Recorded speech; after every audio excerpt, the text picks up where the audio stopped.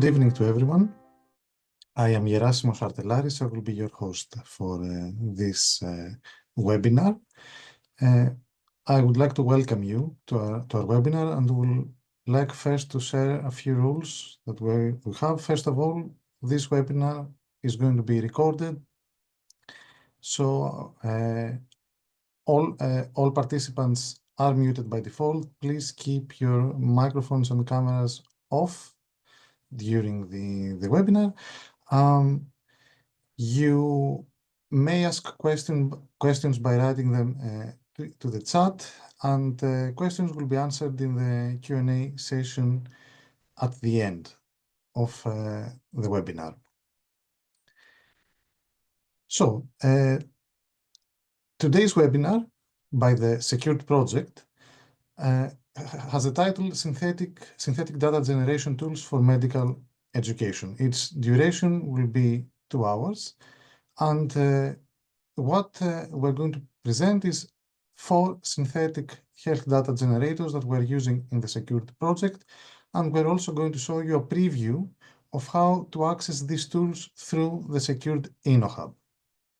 Now, what is the SECURED Innohub? First of all, the SECURED project is a European Commission project funded by the Horizon 2020 program that has a vision to facilitate the broad adoption of health data sets across Europe by interconnecting the EU health data hubs, the health data analytics research community, health application innovators, and end users. In a way, it is going to anonymize and encrypt the health data from patients all across Europe, and using a secure platform, this data can be shared without the need of bureaucracy. So more researchers will have access to more, and doctors will have access to more data. In the way we are going to do that is by developing the SECURED Innohub. The SECURED Innohub is a one-stop collaboration hub that will provide a secure and trusted environment for decentralized cooperative processing of health data. Today's agenda. First of all, Christos Avgerinos from Catalink is going to introduce you to the SECURED Innohub. You will get a preview of how you will be able to access the synthetic data generator tools that we have, but also other tools we also are developing for the SECURED project. And then our 4 researchers and speakers are going to present each individual synthetic data generator. Alberto Gutierrez Torre from Barcelona Supercomputing Center is going to present the mammography generator. Jägerli Arts is going to present the synthetic cardiography data generator. Alice Heliou from Thalis is going to present the chest X-ray generator, and Ioannis Georgis is going to present the missing MRI slice reconstruction generator. And then we're going to have our Q&A session. So I am giving the microphone now to Christos Avgerinos to introduce us to the SECURED Innohub. Yes, thank you, Erasmus. Hi, everyone. I'm Christos from Catalink. We have been developing the SECURED Innohub platform for quite a while now. And right now, I hope you can see my screen. I'm just sharing how it looks like. I will guide you through what has been already developed and some plans for the future, either for the near future or for the end of this project.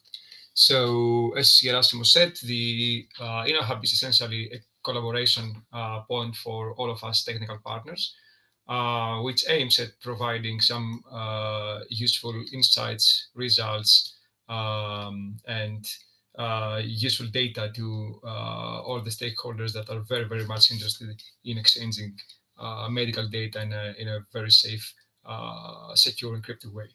The Innohub is mainly divided into three, let's say, regions, and the user can take three directions here. So we can have the tools, the services, and the libraries. And there's one main difference between all of these. And I'll start with the tools. So the tools are essentially software that can be downloaded from the user. And it's very important that we stress that it's downloaded because it has to do with restricted data. So it's things that couldn't be done on the web, on the platform. So there's here are the tools that we are actually the partners are developing and we are hosting on the Innohub. And for each of these, there is a description page and then some instructions in order to download and use all these tools on the client's machines. Then I'll move forward to the services, which is essentially tools that are run on the Innohub platform. And again, these services can be run on the platform, especially because they don't feature any sensitive data. And as you will see in this webinar, we can have some generators, which tools that allow us to generate some synthetic data, which Alberto will show you around. We have three of these. Mammography is pretty much ready, and we are working on the other two. Then we can have the bias testing service and the advising service work in progress. We can have the anonymization decision support service, which is essentially decision tree that allow us to take a decision, to provide some advice on the use of the data that has been involved in experiments in the healthcare domain. The same applies to the legal compliance check. Then we have a risk assessment service, which is essentially a set of questionnaires that can assess how much risk the data of client is it can be prone to. And finally, we have a quite big service, which is the federated learning service, which is the heart of this collaboration between different parties. And this is essentially where a federated learning paradigm can be set between server and clients. So a server can start an experiment. They can select the machines that they want to include in this experiment. Then there are notifications, which can be shown here. There are notifications sent to the appropriate clients, appropriate users. Once they accept these invitations, the server can provide a configuration file and essentially start this federated learning experiment. And federated learning is very, very important in the healthcare domain because instead of exchanging data, people are just exchanging mathematical models. And I think Gergely will show you around in the remainder of this meeting. So the other path that the user can actually use is the libraries, which is source code that has been either developed by Secure or is open source code that is distributed through Secured. And finally, there is this the Innohub marketplace, which is divided into two categories: the data marketplace, where data sets live, and the model marketplace, where people can upload some machine learning models that can be used through the through the Innohub platform and for the healthcare applications that they need. Also on the secured Innohub, you can find some use case information which will be added soon. This is going to be a section that includes information about all the use cases, how we handle these, what problems we faced, how we solve these, and plus there is this user profile section where people can edit their information and all the basic stuff that you can find in typical pages, plus the addition of federated learning servers. There is a lot. It can be quite overwhelming at the first glance, but again, it's a work in progress. It's something that will be much more user-friendly in the future, and I hope that the rest of the speakers will show you how this can be used. So thanks, Erasmus, for the floor. This is the Security Innohub. Thank you, Christo. So now we can go to the first synthetic data generator to go to Alberto Gutierrez Torre. Alberto, you can turn on your camera if you want. When I said all participants, I meant I didn't mean the speakers. Okay, thank you. Can you hear me? Yes, I can hear you. You have the floor. Perfect. So welcome everyone. Buenos días, Kalimera, because I have seen a lot of people from the Mediterranean. So now what we are going to do is to see how we build the synthetic data mammogram, synthetic mammogram generator, sorry. And before that, let's check the generator actually. Where is it? Here. So you have seen now with Christo the Innohub, and now we are going to see how it works. So we have here several parameters that maybe at the end of my presentation you will be knowing about it. Probably not. But if I provide all these parameters here and then click on generate image, I will be getting something like this one. These are all fake images. And for us, they are perfect, but for the doctors, it's not that good. So as you see, they are very well defined. Think that with the original data is not usually the case. And as you may notice, I'm speaking a lot because this takes some time. So in the backend, we have a server working on the generation. This is a very big model. And with this, with the GPUs that we have, it's not that fast. So as you have seen, we provide the parameters from the image that we want to generate, and we click on in the end, we click on the button to generate, and we get a new image. This one is not, okay, it's not very good, but it's sort of okay, let's say. We can refine it. So now that you know how it works, let's go from the bottom. So first of all, you are going to see today some 4 presentations, one from us, from BSc, another one from BME, the Budapest Technical University, then from Thales, and also from ICCS. They will be introducing their topics, so let's not stop on this. But we are many people working on this field, which is kind of complicated, but also exciting because of the possible outcomes. So I'm going to try to remove this bar from here. I hope you see everything okay. Sorry about that. So what is synthetic data? So what we want to do is to produce new non-existing data using models that have been trained to mimic the data. So we have here on one end the real data. Then we model that data in order to know, let's say, how is it built. It's an approximation of that. Then with this, we have a model which we can use then later to generate. By the way, do you see my mouse pointer? Yes, Alberto, Okay, we can see. perfect.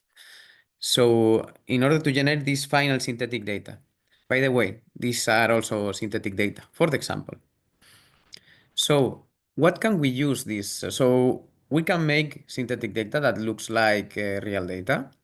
So what's the point of this? So there are mainly three things. There is privacy.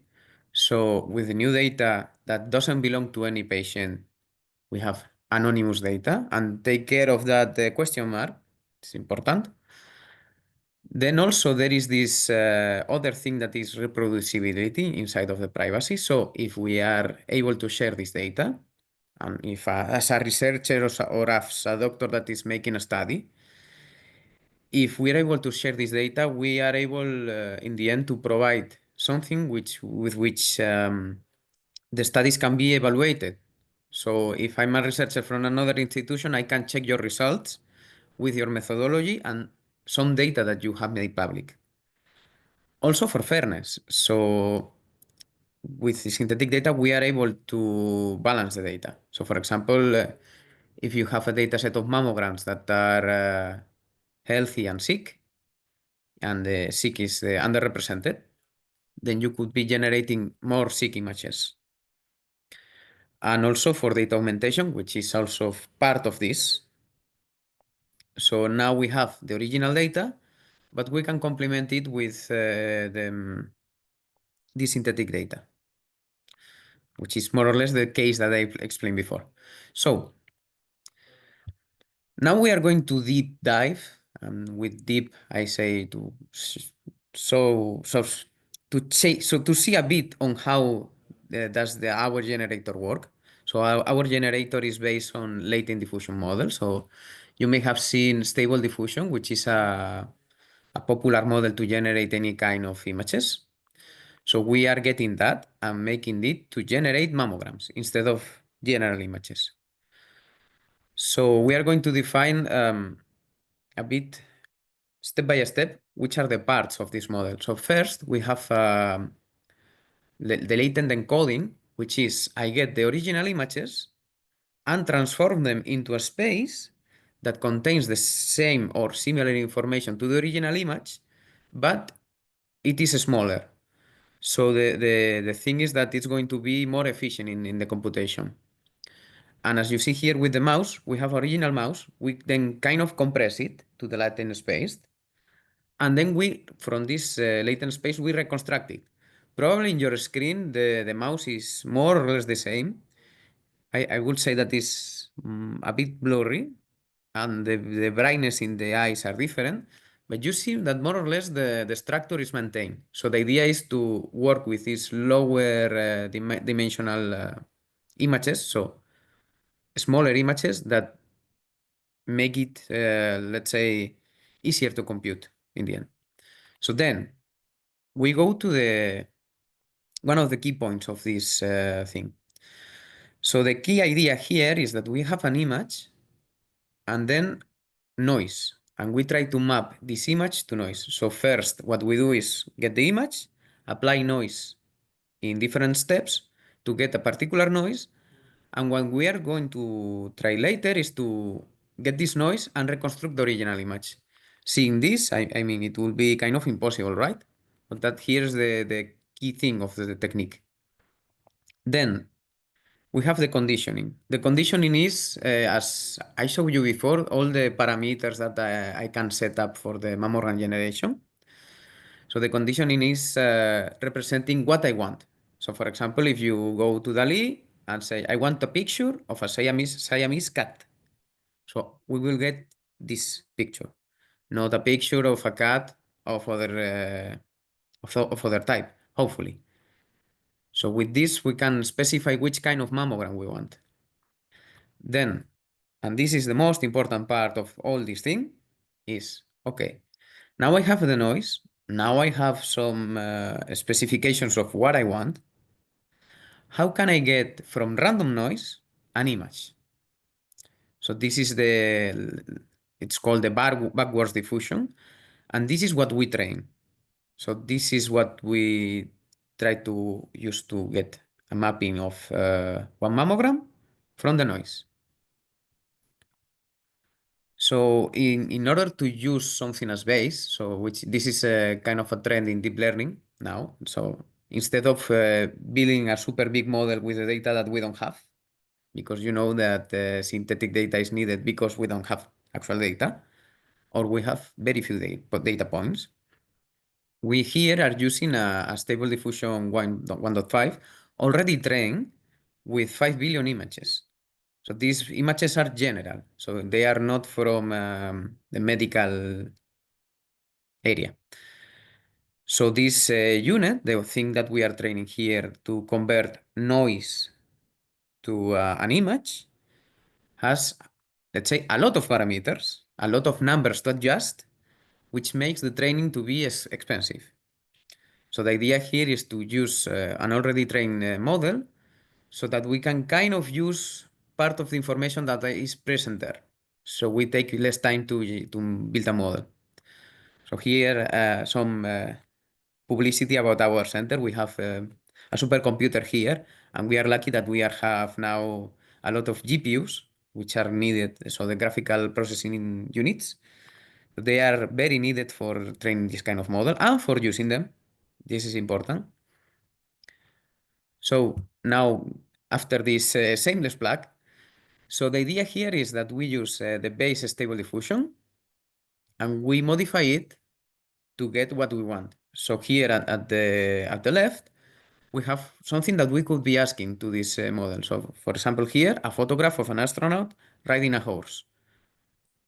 I understand that horses need to breathe, so this is impossible. If this is not a desert, so I assume that this is, for example, the moon. And then on the other side, I can ask it for a mammogram with a small area in an MLO view, which is a kind of projection in the for mammograms. So you see that this model and this model, they look different because they are the specifications are different. In fact, they are the same model, but the different parameters, the different weights, the numbers inside of this model. But then, so if we have a model that is trained to build mammograms, but was trained with something before, can we ask it to produce some other things? And the answer is yes. I was doing some funny stuff the other day, and I found out that I could make a dog. But as you see now, the dog is in black, so it's similar to the mammogram. So it's like the dog has been transformed into the mammogram space. So it's like painting a dog with mammograms, like doing a collage. So with this model, we have mammograms now, but how can we validate them? So for example, here I have good examples to our computer scientist eyes. Of course, I'm not a doctor of medicine, of course. Then we have bad examples. I mean, I can understand that these are really bad examples. If I ask for a mammogram and I get any of these, I'm going to return the product. But if I get these ones, I will say, okay, they look good. So how can a machine validate this? So this is not solved yet. And what's more, so those were the easy examples. Now with the hard example. So these two pictures, to me, and probably for the technical people here, they look good. They look as mammograms, they look almost the same. But the radiologists say this one is good and this one looks very artificial. So if we have problems to identify this, how can a machine try to classify this? So we could even compare them with numerical distances. I'm not going to enter into this particular thing, but there is no clear idea how can we use these numerical things to classify whether if the mammograms are good or not. So we still need humans in the validation. So we still need doctors to say this one is good, this one is bad. And also something that is very useful is to have a use case. So for example, if I use these mammograms to make a classifier to, for example, say if a mammogram is healthy or not, then if this is my use case, I can try to make the best mammograms for this particular use case because it's going to be numeric and I can measure it. But if it's going to be like, for example, in medical education, what we need to have is another thing, is a generic image and there is someone validating them. And this is not solved yet. So we have said that the synthetic data is very cool in the end because it provides some solutions to problems, to real problems. Like for example, sharing the data. But is it really the case that is going to be the silver bullet? So I have here from some partners from Secure, from the legal part, that say that synthetic data is an effective anonymization, but there is a challenge to the perception of the synthetic data in general for us to perceive this synthetic data as good, and also to not see that non-identifiable. So this means that I'm sure that this synthetic data coming from the model is not identifiable. So can I identify a patient that has been using to train this model with a synthetic data? This is a very important question to solve. So there are concerns and to the transition of this to synthetic data from the realm of personal data to non-personal data. So we need to assess it. So this is the key message here. So by default, the synthetic data is not private. So in the end, what we need is to assess it and also to assess it because there are representational problems. So what about the rare cases? So if I have trained a model with 1,000 patients and I have 2 patients with a rare disease, what if I ask the model to generate this rare disease? I'm going to get the original patient or a mix between those 2 patients. So again, it's something that we need to assess. So now going to close it a bit. So where is synthetic data going? So I think that there is a strong research field that has to do with the quality and the validation. So how can we ensure that this data is good? And how do we define the good? So which is the use case from this synthetic data in the end? Then the privacy. So how do we ensure that the original data is not leaking? As I mentioned before, if I have a rare case and I ask the model for a rare case, what if I'm getting the original image? Then functionality. How can I make this technology useful? For example, for doctors, this may not be by starting by default the case. Like they are going to see that I cannot apply this on the clinic. So what can I do with it? Then the bias. So and we have people working on this actually from Thales here, Alice. So how to use this technology to avoid bias. So how to generate the unrepresented classes. And probably, because this is my list, probably there are more questions and probably you are getting more ideas. So we don't know yet. So there are more and more and more research ongoing with this, which is nice to us. So as conclusions, with models, as you can see, models within codes, we can generate new data. So which can enable data sharing. We can enable open science, so we can provide data sets to evaluate our work.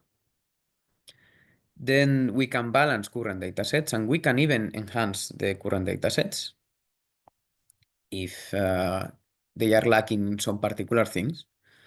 But ensuring that this data is good is not easy. So it will require the human expertise and it will require the evaluation of the privacy of the model. So what I mentioned before, assessing and assessing. That's it from my side. Yes, this was for questions, but we are going to do the questions later. Thank you, Alberto. If you have any questions, you can write them in the chat, and Alberto will answer them at the end. And now we move on to Dr. Gergely Ats from Budapest University of Technology and Economics for the second generator.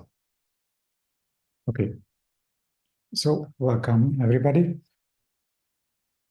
So now I'm going to give a short introduction into how we generated the CTG, or in a longer name, it's called cardiotocography data. Yeah, so let's see, what is CTG? So for doctors, it's very clear what is CTG. For IT people, probably it's not. So this is a device which records the heart rate of the baby in the fetus. And in parallel, it also records the uterine contractions of the mother. So basically, it's composed of two time series, the fetal heart rate, the FHR, and the uterine contractions, or its shorter term, it's UC. So here you can see two examples. So what's the purpose? Usually this kind of data is very good to analyze the conditions of the baby, the fetus. For example, if it's short of oxygens and there is need for early delivery by cesarean section or normal delivery. So this kind of decisions can be supported very well with this kind of data. Usually it's performed in the third trimester, especially if there is some high risk indications of the delivery. If the mother has some other diseases like hypertension, diabetes, in that case, it's usually compulsory to do this check, and then they can do the treatment. So I'm not a medical doctor, of course, so I'm not an expert in this field, but I try to check what are the basic use cases. So here you can see three CTG data. The first one on the left-hand side, it's a normal one. So you can see that on the bottom figure, there are the uterine contractions. So it's a periodic signal. When there's a contraction, there is a small bump in the curve. And what the doctors usually check is, in parallel, how the fetal heart rate, which is on the upper side of the picture, how it changes depending on the uterine contractions. For example, if there's a uterine contraction, there is a bump, and the heart rate starts to decrease too late or too early, then it's usually an abnormal behavior. And in that case, they have to have a closer check of the baby. Okay, so there are some abnormal cases, there are some normal cases, and the CTGs are very useful to decide which case we have. So why do we need a synthetic CTG? Alberto detailed it very well. Usually we use it to augment the data. So if we have a CTG data sets, but we are short of data and we cannot train classifiers, for example, predicting which is normal and which is abnormal, then we need more data. And the synthetic data hopefully can be used to augment this kind of data sets. The other is privacy preservation. So there is a current trend that synthetic data is used to substitute or augment the normal original data. And the big question whether it's a good approach to preserve privacy or not. This is also a very important question because and this is not only personal data, but it's sensitive data, which is a special category in GDPR. So if we treat sensitive data, then we have to follow stricter rules, and there are special obligations on the data controller. The main use case in this project of this kind of data, the CTG data, is to train medical personnel. So the medical university in Hungary, the plan is to have synthetic data and to use them to train students. Meanwhile, we respect the privacy or the GDPR rights of the patients, so the mother and the baby. I will show at the end of the presentation that actually we can predict diseases from the CTG, so it's really should be regarded as a sensitive data. So there are two main use cases of machine learning here as well. The first one is to classify the CTG. So we have the two time series and we want to predict whether it's normal or an abnormal or suspicious. So this is the use case that most people are familiar with. But now I'm considering the generative model. So we have to somehow come up with new samples which preserved the statistics of the original data, but they are new samples. So they are new CTG data. So our idea is to somehow transform the random noise into a data, exactly following the same approach what Alberto presented before.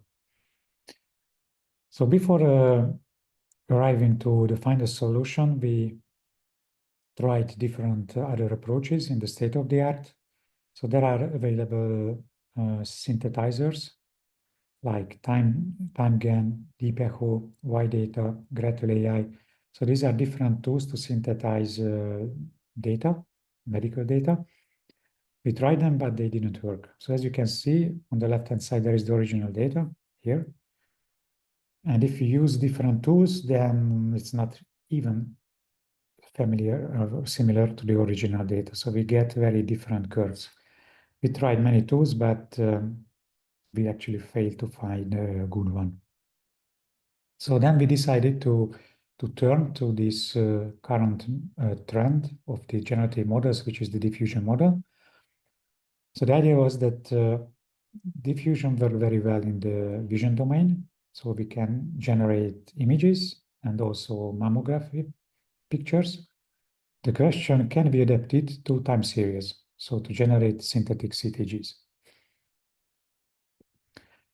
And the idea of the diffusion model is that we have a noise, pure noise. This is on the left-hand side.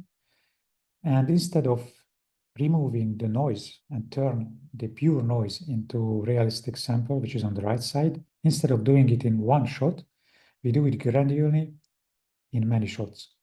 So in each step, we just remove a small amount of noise and we do it iteratively.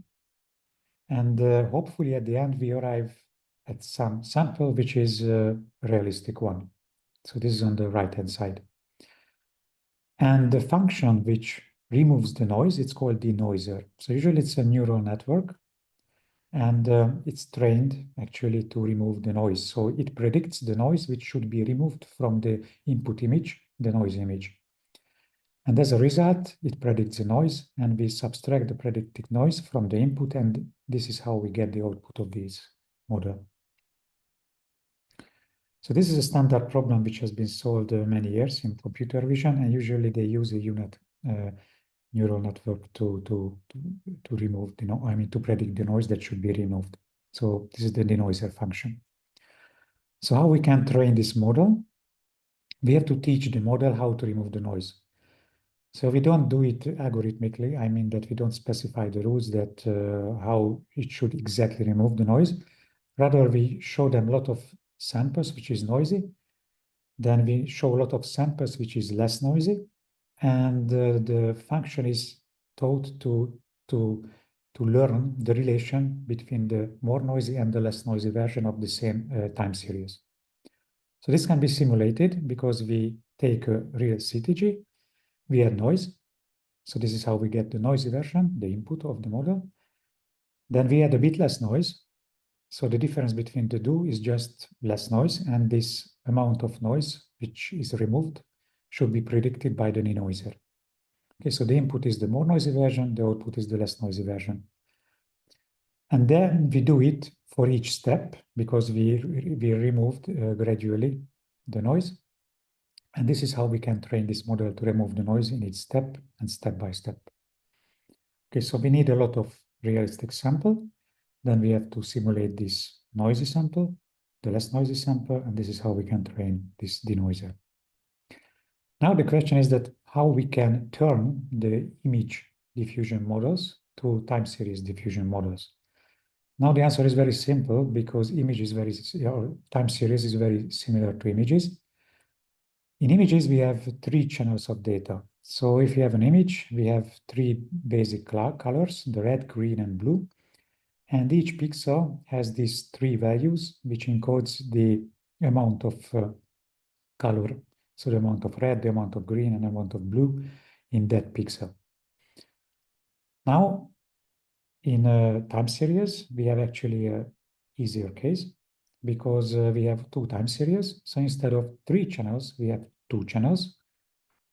And we encode in one-dimensional vector, so not in 2, in a one-dimensional vector, the time series. Okay, so for each time series, we have a vector which encodes the values of this time series depending on the time.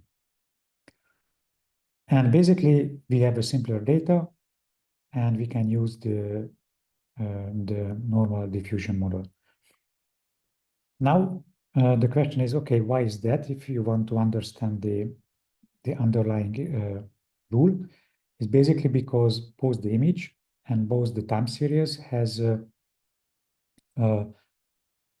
high local correlation. It's called special correlation. So if you pick up one pixel from an image and you remove it, you can still predict it very well from the surrounding images, surrounding pixels, sorry. And you have exactly the same situation in time series. So if you just remove one particular value at one particular time, then you don't lose much information. Because you can basically still predict this missing information from the surrounding values in the time series. So this is kind of a Markovian property of the data. And the convolution network was developed exactly to process this kind of data, which has this local special correlation. So the convolution networks which work for images also work for time series. The only difference that since we have one-dimensional data vector, we can use one-dimensional convolution for the time series synthesization. Now it's so far so good because we can use diffusion, but it's not really scalable. So even if it's a simple data, the time series can be very long, like 30 minutes, 1 hour long time series.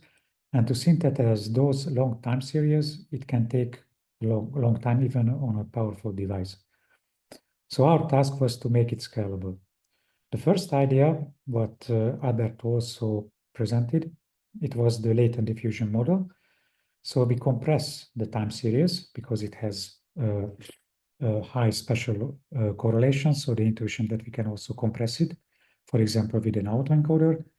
And then in the latent space, we can synthesize with a diffusion model the synthetic time series. Okay, so synthesize in the latent space, then with the decoder part of the autoencoder, we can transform the latent synthesized sample into the time domain and get a synthetic time series. The problem was that it was not super accurate in our CTG scenario. So we came up with another approach. So our approach, basically, we have 2 extreme approaches now. We have the compressed approach when we synthesize in the latent space. We have the time domain approach when we synthesize purely in the time domain. And our proposal is basically the combination of the 2. So what we do is we take the time series, we undersample. So we keep, for example, every ACE data point from the time series.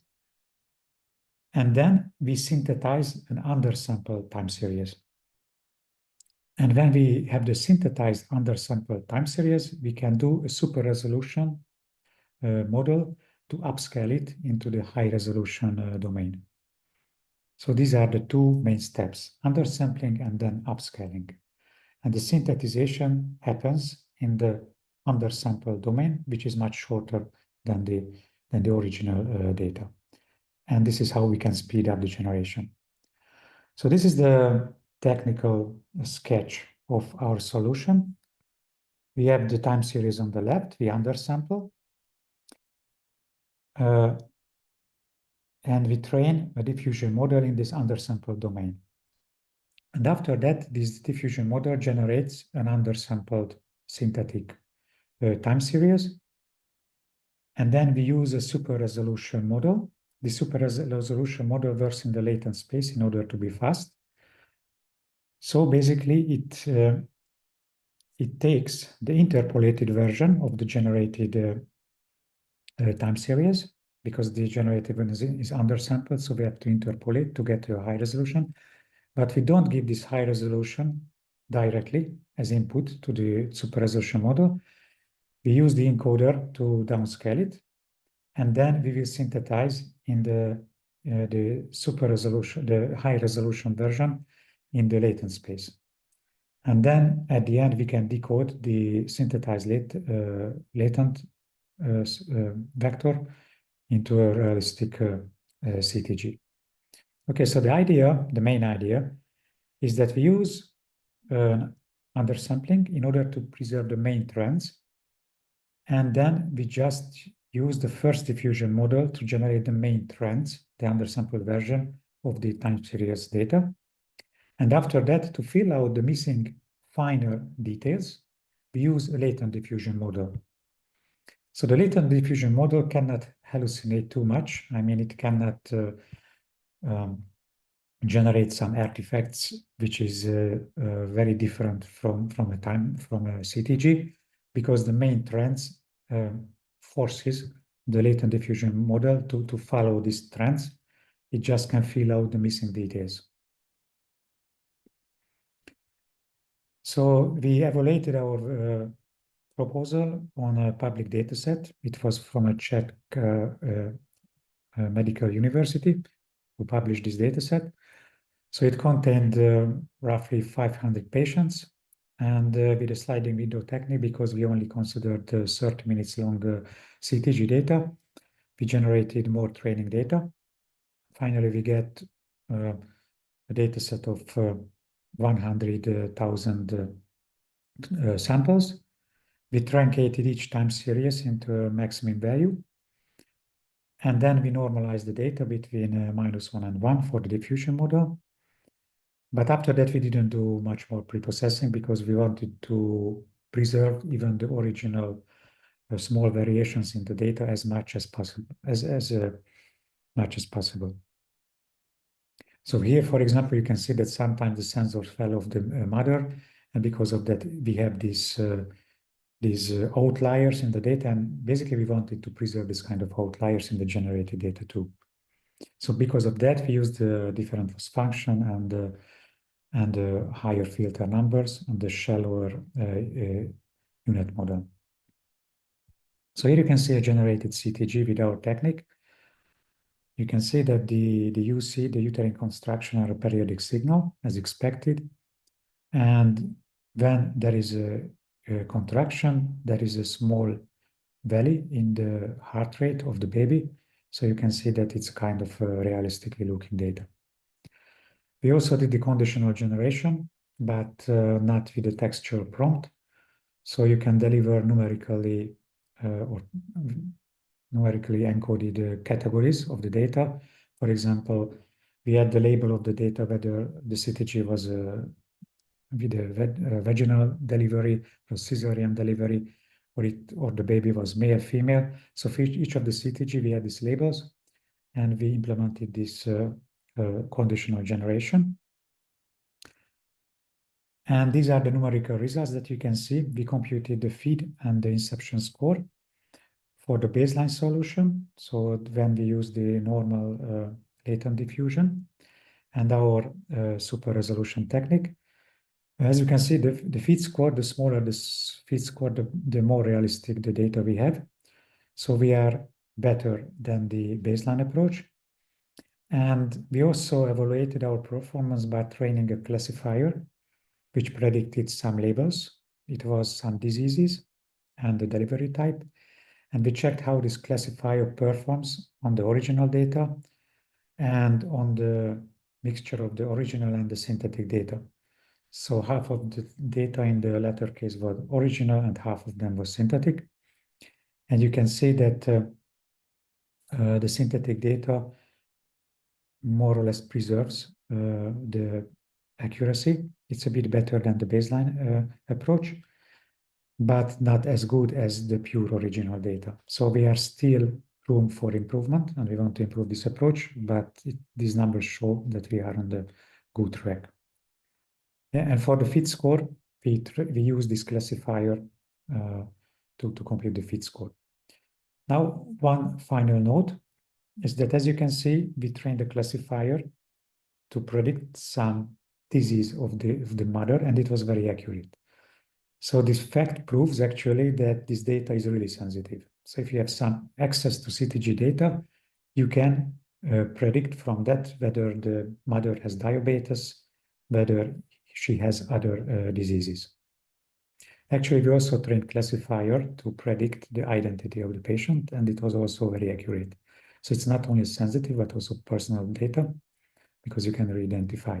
So these classifiers were trained for the original data and not for the synthetic ones. Okay, so as a conclusion, I showed that CT generation is feasible.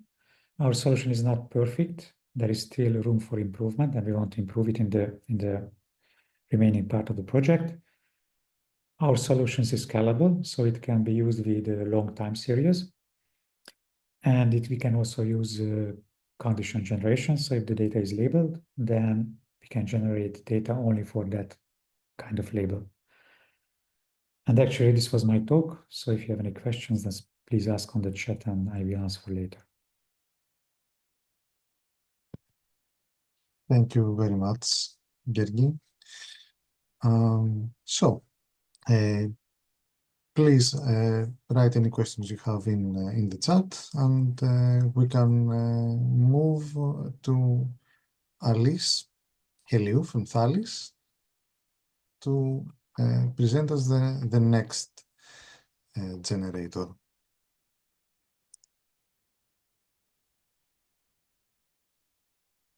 Thanks. So do you see my screen?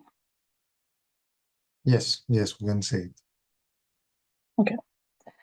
So thank you. So I'm Alice Heliou, and I will present to you from Thales, who work regarding how to generate chest X-ray in a balanced way.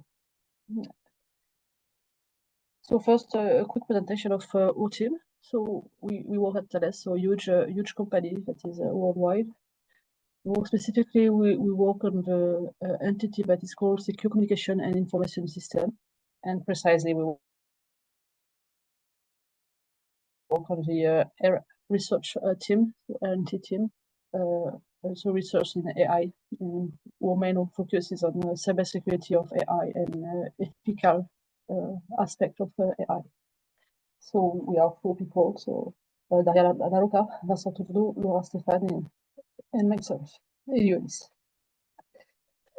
Okay, so just first a quick overview of the state of the art of chest X-ray generation and why it's important to use fairness. So it's difficult to read slide, but just so the main content is in the slide. I will just be quick on it. So there are several papers that have shown that there is like a huge problem of fairness in the state-of-the-art medical open source data set. So it says that, for example, if we look at heart disease, there is underdiagnostic in women, and even when they are diagnostic, they are more likely to have pre-hospital delay after the symptoms at roughly 30 minutes, while this kind of it's a very time is very important to save the people having heart disease. And even when we are at the hospital, it was shown that women with acute myocardial infarction treated by male emergency physician had higher mortality. So this kind of difference in treatment are very important for us, because we want people to be treated equally regarding their disease. And when we look at open source dataset, it's the same kind of bias. So there is more data for men, and this the problem is that machine learning tends to amplify the bias. So if the dataset we are training on is biased, then the model is going to amplify the bias, and the results are going to be not fair regarding some specific attributes. So the focus here is on chest X-ray, and we observe a similar kind of unfairness in chest X-ray dataset. So this is an example of the dataset. So there is like some disease on the most patient and patient with no disease. It's no finding. So some of them are like healthy patients. And the state-of-the-art chest X-ray generation tool is Medigan. So it's a Python library that is trained to generate a different kind of medical images. So there's a mammography, MRI, endoscopy, chest X-ray. So we will focus on this part. To generate X-ray, what we use is a progressive GAN, so progressive generative adversarial network. So this start by training a generator that is going to generate images of 4x4 pixels, so very low resolution. And then they push through the training. At the end, they got like high quality images of 1,000 resolution. But so when we look at the data Medigan is generating, so Medigan was trained on open source datasets like the one we saw, so chest X-ray 8, chest X-ray 14. So on the left, you have an example of Medigan generated images. So 9 example, and on the right you have 9 random sample of chest X-ray dataset. That is like a real dataset. And we just highlight 5 women and 4 men. And if we look closely at the data generated by Medigan, they look like they are all men. They are not generating women. So they were trained on dataset that contains women, but they contain like 56% of men and only 44% of women. And then the generator is going to generate only men.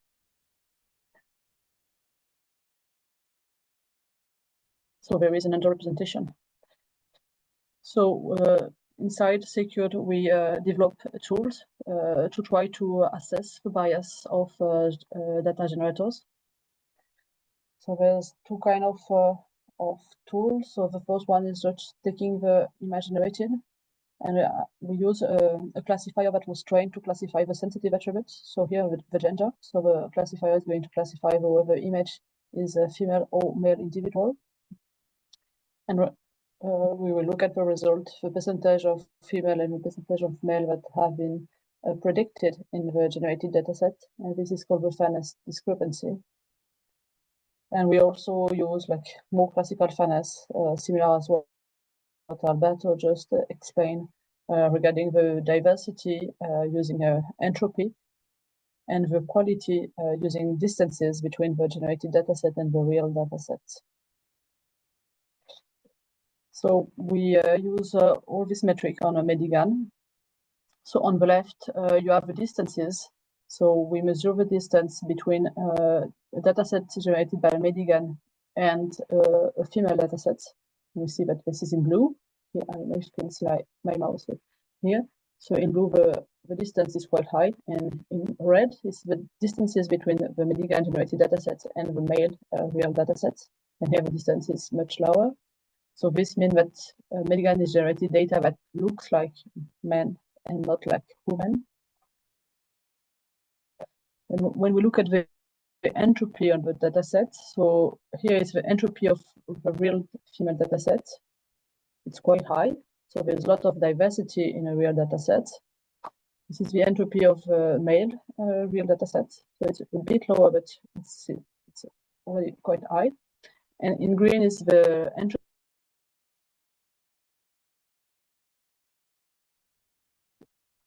And on the right, sorry, is the fairness discrepancy. So we use a classifier that is going to classify whether the image is women or men.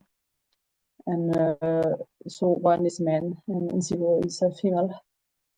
And we can see that like almost 100% of the images generated by Medigan are classified as men. So for us, this is not acceptable, as our main focus was to do a data generator, but like a balanced data generator that is supposed to be able to generate as much female as male and with the same quality of images. So the data generator we have been working on is a conditional GAN, so conditional generative adversarial network. I'm not going to go in the detail, but it's a generator and a discriminator that are going to train one against the other. So the generator is supposed to generate like realistic images, and the discriminator is, its aim is to tell which one is real and which one is fake. We get the generator to be strong enough to fool the discriminator, and we are training both of them. So at the end, we obtain like very realistic images. This is the images we are, some example of images we have been we obtain on with this generator, and we have been able to add differential privacy. This is in order to preserve the training data set. We add some noise during the training. So in the left is the data obtained with some noise, so we can see that the image is a bit blurry. So the quality is a bit less, but the diversity is better. And then we also look at diffusion models. So I'm not going to explain them as Alberto already did. We use only diffusion model to generate like medium resolution images of 256 per 256 resolution because it's requires a lot of computation to do more, and our aim was not like here directly high quality images, and we'll see that there is like some trick to obtain at the end high quality images with a low computation resource. And so we train one diffusion model on a women dataset that contain only women, and another one on men. And here we can see the different samples generated. So we can see that with like a lot of diversity. The image doesn't look alike. And on the left, it looks like women. And on the right, it's ornament. So we are quite happy with the balanced generated data. So we use the same fairness discrepancy, so classifier to assess whether the machine learning model was agree with the fact that our dataset is balanced, the generated dataset. So we can see that as prediction, like almost 84% of the women generated was classified as women, and 85% of men generated was classified as men. So this is quite a good result. And at the end, we have like almost 50-50 prediction of men and women on our global dataset.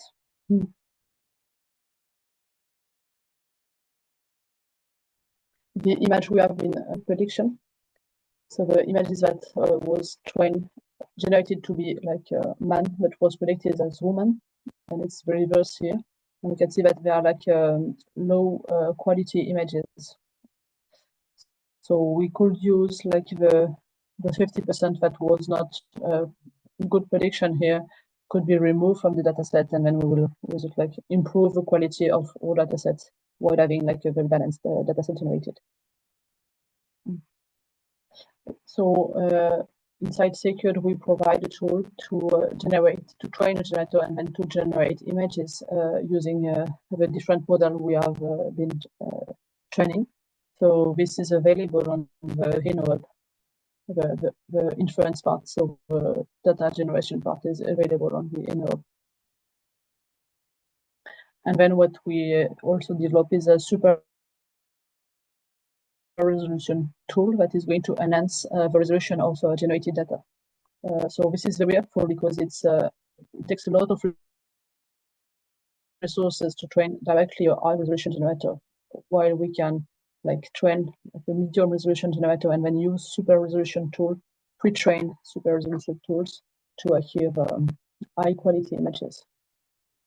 So, but we also try to do better than just a pre-trained model. So we also fine-tune the model on a Medigan dataset to and on chest X-ray dataset to enhance the resolution. So here an example. So on the left you have the ground truth, and on the right you have the image obtained using the real again. So it's a super resolution tool, the pre-trained one. So there is no modification on it. And to do so, we first rescale the ground truth images to 128 resolution, so like a very low resolution, very small images. And we use real again to obtain like high quality images. You can see that the result is quite okay, but it looks like artificial. And then, so when we use our fine-tuned model, then the result is it looks very similar to the real data. The ground truth data, it's very high quality super resolution. There is still like we can see that the letters are not readable. So we can see that this image is not like the real one, but it's still when we look at the chest is very similar.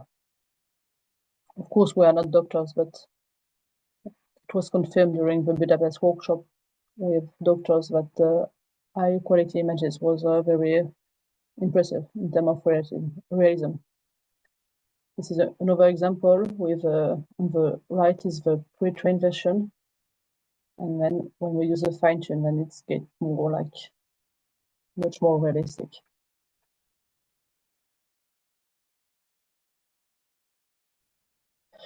Okay, so then we try some experiments to improve the quality of the super resolution by combining two steps of super resolution, one with a pre-train and one with a fine-tune. So we either do first pre-train, then fine-tune, or the reversed, and we do experiment with images with low resolution or with medium resolution. And at the end, what happened to seems to be best is starting with very low resolution. Then we use like a pre-train, then we the fine-tune, and then the pre-train models to achieve very high resolution images. So that's just the last experiment. So we started with like low resolution images, and we asked like a chest X-ray that is not another super resolution tools. This is the result on the left with a chef that is a diffusion-based super resolution. This is the result with a real SIGAN, and on the left, on the top right is the ground truth. Okay, so then to conclude on what we did regarding the chest X-ray data generation. So we have generators that allow to generate chest X-ray data set. We are able to add data privacy, so a bit of noise during the training that allow to provide some guarantees regarding the training dataset privacy. Using conditional generation and conditional learning, we can also guarantee to have like a balanced dataset for the generation. We have a generation tool that can use either a Medigan, that is a state-of-the-art conditional model to generate images. So we can use a pre-trained model or custom generators. This tool will be or is already available on the Innohub. And then there is super resolution tools, because all generator or custom generator are quite low to medium resolution. And then we can use super resolution to enhance resolution and obtain high quality images. And at the end, we have bias assessment tools to assess whether the dataset generated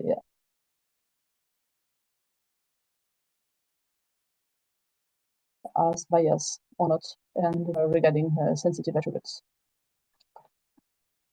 So as a conclusion, synthetic data generation is a powerful tool, as we have seen the high quality images looks like real images. The rhythm is quite high, even though it's still feasible to say whether the image is generated or not. It seems that for educational purposes, it could be very useful to have like some generator that can generate as much images as we want. And there exists extensive literature and possibilities to obtain high quality images, even with low resources using super resolution. However, what highlights is that it's very important to assess the bias and mitigate them when it's possible on the data that is generated, because most literature are not taking this into account.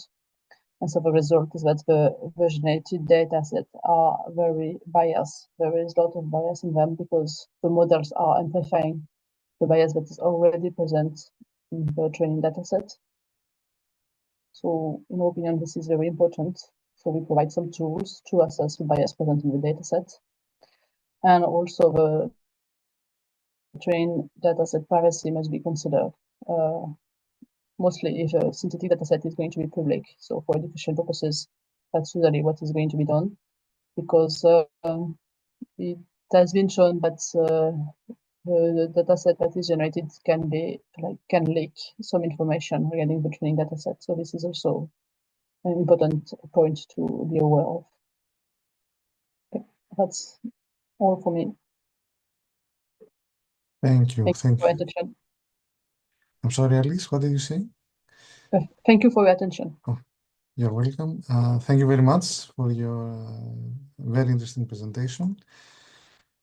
To be honest, I cannot discern the male from the female X-rays, chest X-rays. They all look the same to me, to be honest, but I have no training on that.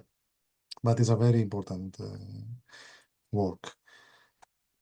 That might be because it's small pictures, but if you look at like in big screen, there is no doubt, because also you can see that they are like, well, the chest is different. Okay. Thank you very much. So write in the chat if you have any questions about the presentation that Alice has provided, and then we can move on to our last speaker for today, Ioannis Georgis. Ioannis, whenever you're ready. Yes. Hi, everyone. Can you hear me? Yes, clearly. Yes. Okay. I'm gonna share my screen now.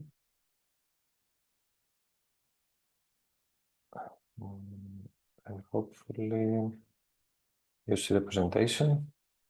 Right. Yes. Yes, we can see it. Great. So for today, I'm gonna present you the missing MRI slice reconstruction tool. But before this, I'm gonna say a few words about who we are. I represent the Institute of Communication and Computer Systems, which is was originally founded back in 1992 and is an institute under the umbrella of the National Technical University of Athens. Actually, it is the research division of the School of the Electrical Engineering and Computer Science. It participates in a lot of R&D projects, promotes the research and development activities in general. Me personally, I am graduated as an electronics and computer engineer. I have an MSc in control systems and robotics, and currently I'm a PhD candidate focusing on medical imaging processing using artificial intelligence.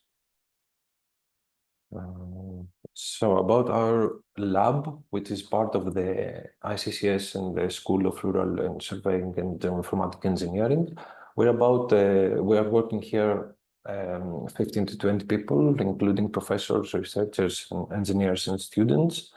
Our expertise is image processing techniques, machine learning, and computer vision. About the tool, what is let's see what is the problem, or what is the problem that we are thinking of. Here we can see this picture that illustrates an MRI scan with about, let's say, 60 slices in the axial view. And let's say that for some reasons,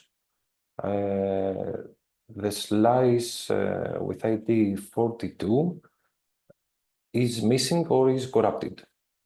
How we can reconstruct it. So here is an abstract concept of a potential solution. The idea is to utilize the information from the neighbor slices, in this case the slice 41 and the slice 43, in order to reconstruct something that is as close as to the original one. Here there are some solutions. So in the bibliography, someone can find a lot of research on this, and most of these works are based on GANs, generative adversarial networks. And this is how we started as well. So this is our approach. And as Alice said before, the key aspect is that we have a generator and the discriminator, two modules that the one tries to, they are both competing, and eventually the generator should be better at the end in generating images. So here is a sample of what we have achieved with this network. So the left image represents the actual slice that we consider as missing, and the image on the right is generated by this GAN network.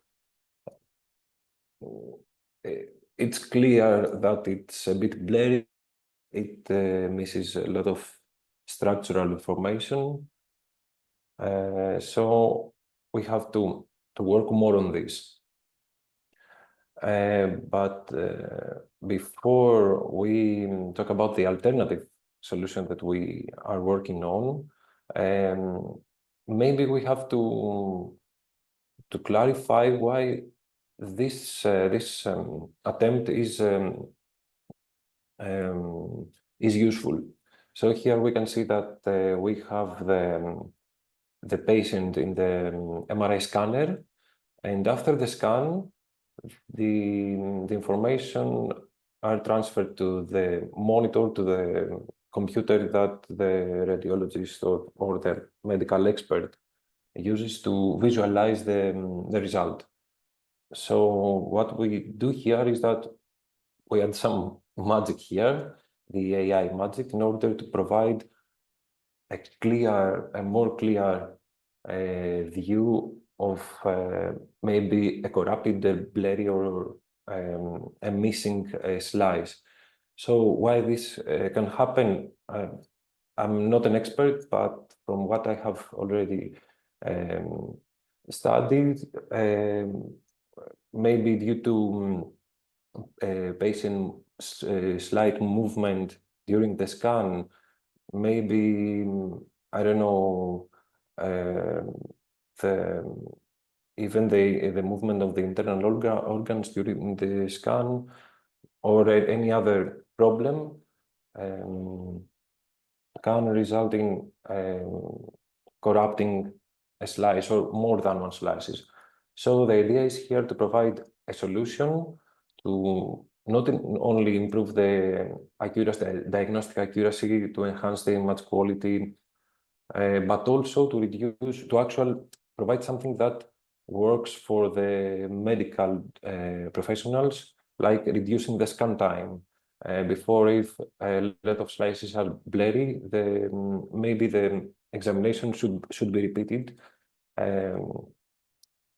So if we have something that could enhance the corrupted or reconstruct the corrupted or missing slice, maybe we can avoid such bad situations. So it would be more cost effective and also enables the faster clinical workflows. And of course, in our side, it facilitates the research and machine learning and many more things like assisting the multimodal imaging. And why an AI-based solution? Better accuracy due to the context-aware reconstruction, because we train a model to specific images. It handles complex structure due to this information, and actually it learns from data, from actual examinations, from real patients. Of course, it can generate high-resolution outputs. It's fast and can be scalable. It can be adapted to different modalities, and also we can utilize or already pre-trained models and fine-tune them as we in the next few slices. And in this way, it can provide generalization. The current approach and the alternative solution is the utilization of this framework, the frame interpolation for large motion. I don't know if this video is gonna be good, but the idea is that we have two near duplicate images that may show large motion, and this tool attempts to create many slices in between them in order to finally provide a slow motion video. So let's see if it plays.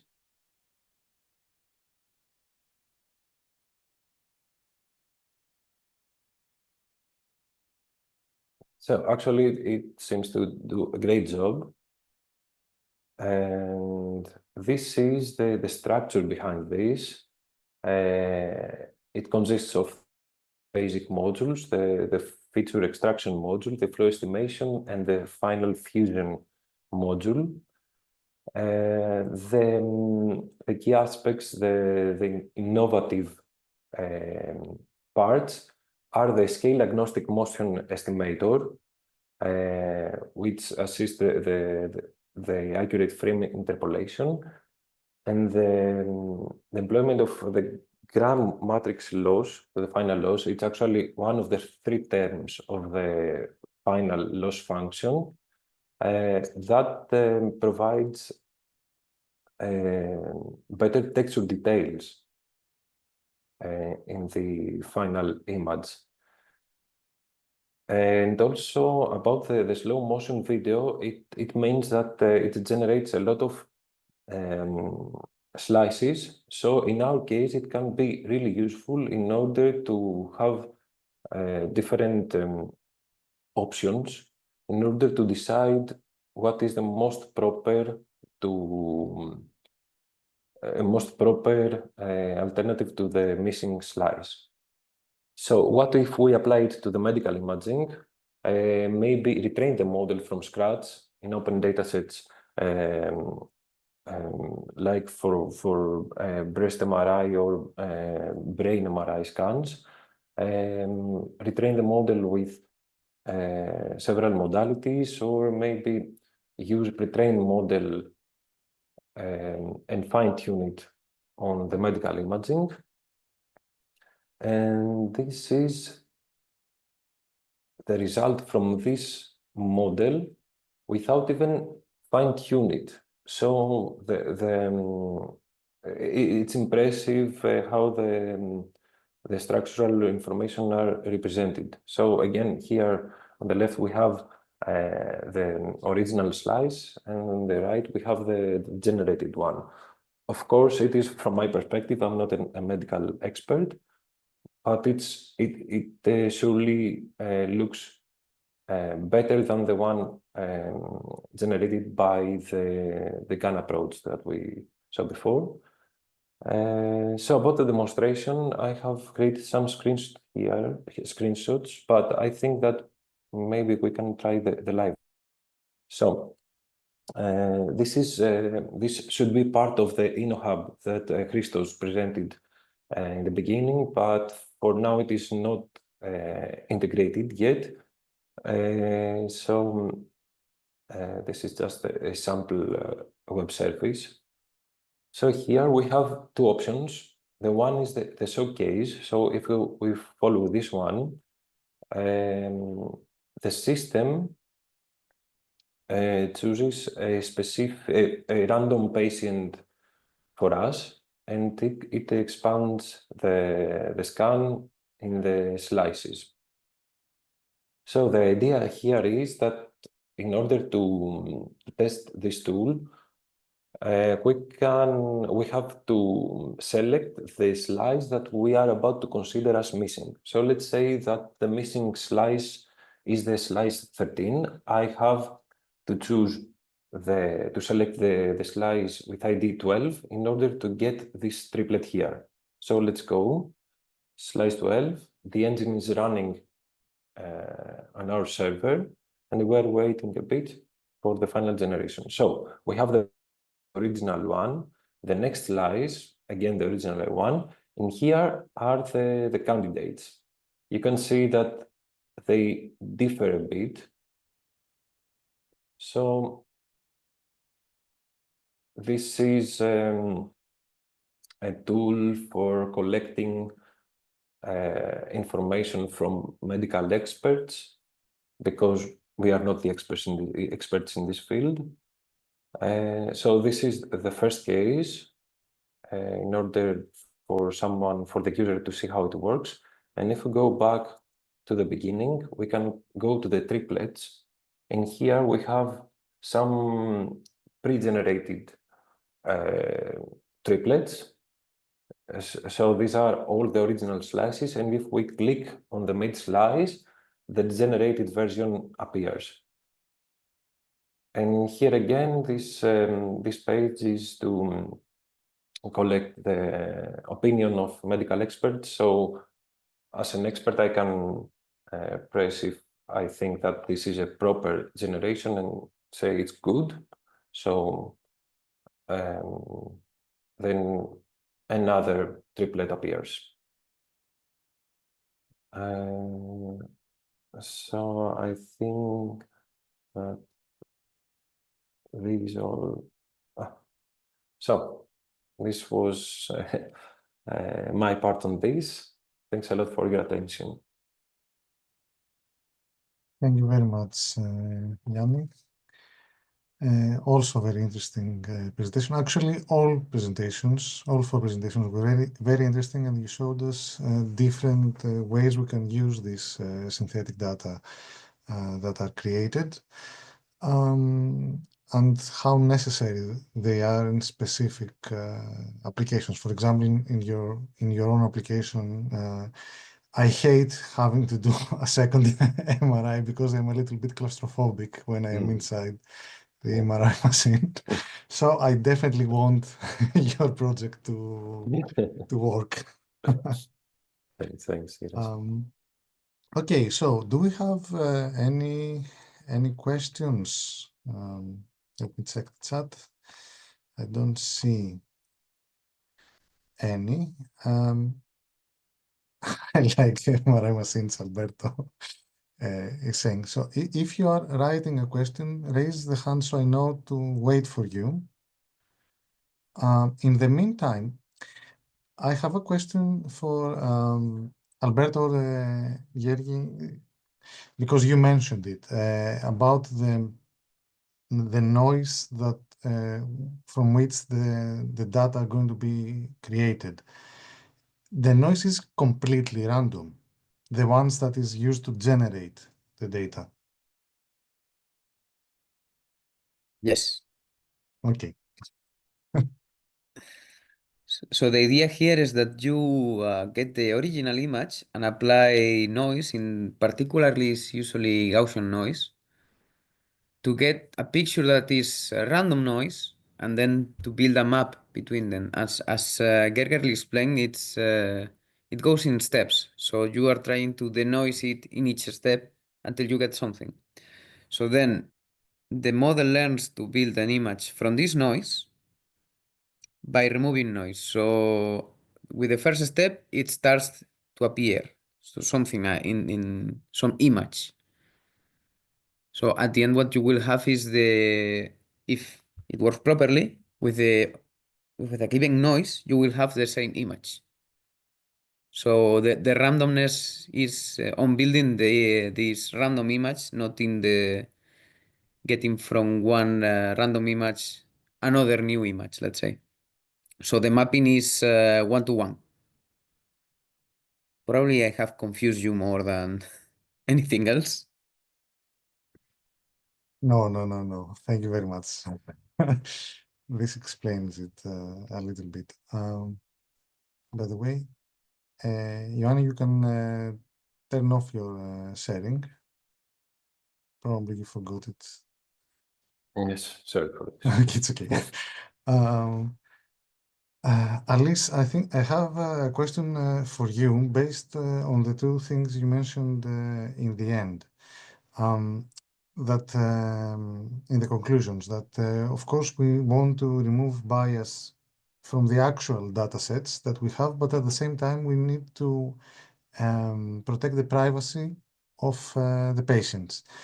Now, since we are, from your presentation, we're trying to increase the available synthetic data for women in order to better train the doctors and to have better AI models in the future.